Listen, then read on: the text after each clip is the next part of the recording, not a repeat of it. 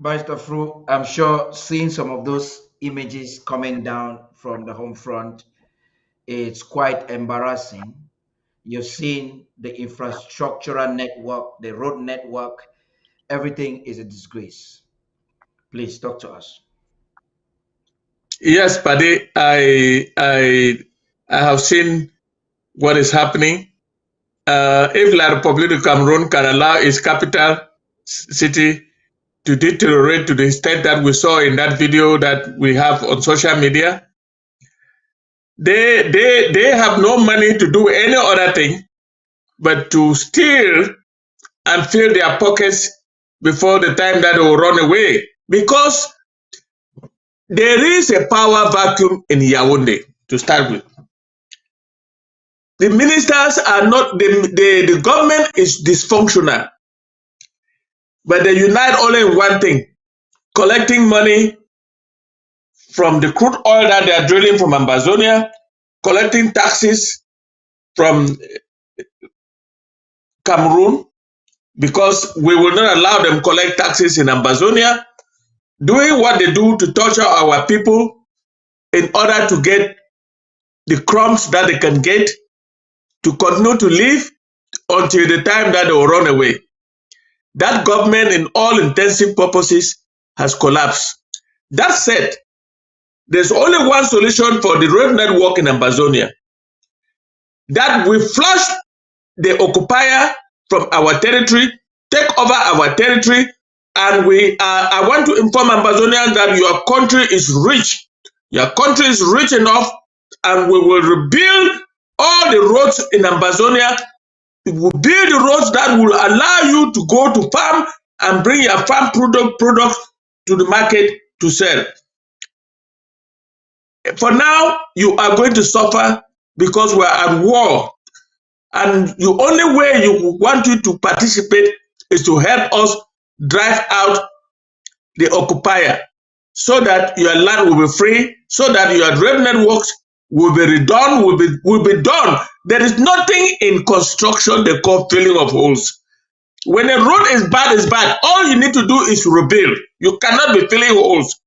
That's throwing money in the pit.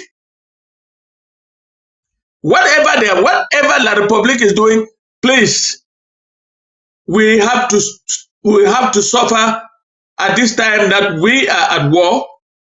And when we liberate our country, we are assuring you that the Federal Republic of Ambazonian government that will put in place when we finally get home, will rebuild Ambazonia, so that Ambazonia will take its place as a nation that has the interest of its people at heart, like a nation that can only be compared to other other African countries surrounding us, like Nigeria.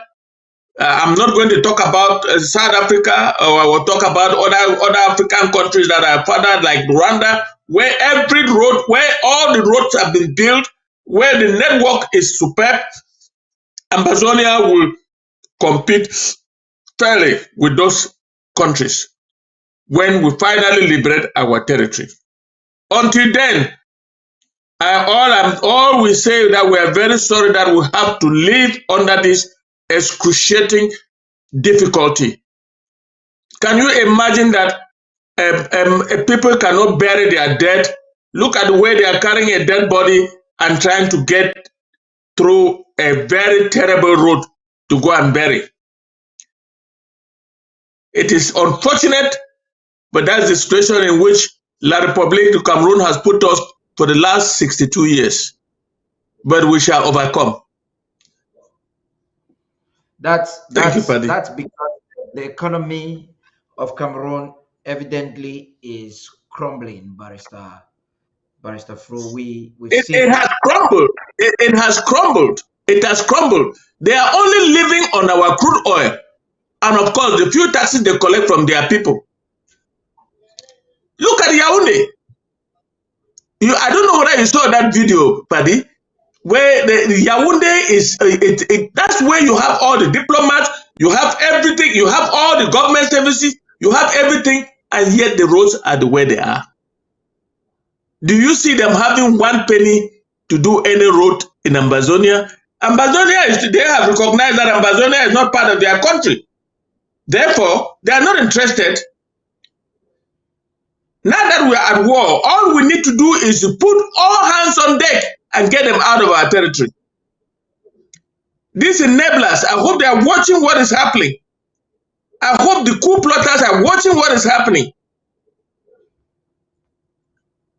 But our people will suffer for now, but we shall overcome.